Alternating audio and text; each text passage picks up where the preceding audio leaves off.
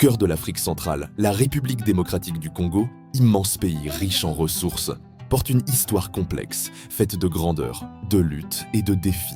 Ancienne colonie belge, elle a vécu plus d'un siècle de domination étrangère avant de conquérir son indépendance. Son destin a été marqué par des figures historiques, des crises politiques et une richesse naturelle exceptionnelle. En 1885, la conférence de Berlin attribue le territoire congolais au roi Léopold II de Belgique, qui fonde l'État indépendant du Congo. Cette période est caractérisée par une exploitation sauvage du caoutchouc et des minerais, entraînant souffrance et mort pour des millions de Congolais. La barbarie du régime de Léopold II restera gravée dans l'histoire comme l'un des épisodes les plus sombres de la colonisation. En 1908, face aux scandales internationaux, la Belgique annexe officiellement le Congo, le rebaptisant Congo belge. Malgré une administration coloniale plus organisée, la population reste soumise au travail forcé, aux taxes lourdes et à une absence quasi totale de droits politiques. La fin de la Seconde Guerre mondiale marque un tournant. Un mouvement nationaliste émerge. Patrice Lumumba devient l'une des figures emblématiques de cette lutte. En 1958, il fonde le Mouvement national congolais, MNC, et défend une indépendance immédiate et totale. Ses discours enflamment les foules et le pays se prépare à un grand changement. Le 30 juin 1960, après de longues négociations, la République démocratique du Congo proclame son indépendance.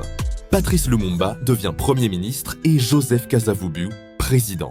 Mais l'indépendance s'accompagne rapidement de crises. Des mutineries éclatent dans l'armée, le Katanga se sépare et une guerre civile s'installe.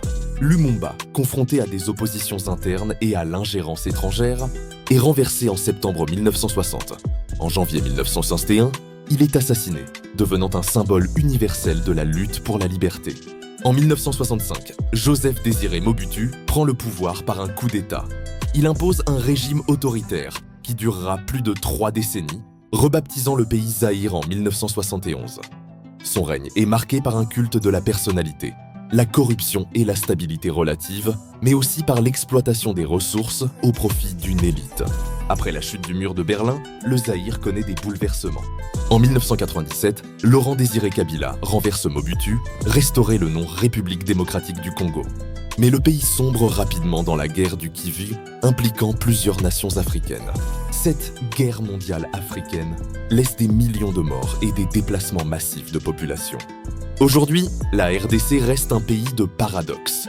Immense potentiel économique grâce à ses minerais, cobalt, cuivre, diamants. Mais confronté à des conflits persistants et à des défis politiques, son peuple continue pourtant à se battre pour la paix, l'unité et un avenir meilleur. L'histoire de la RDC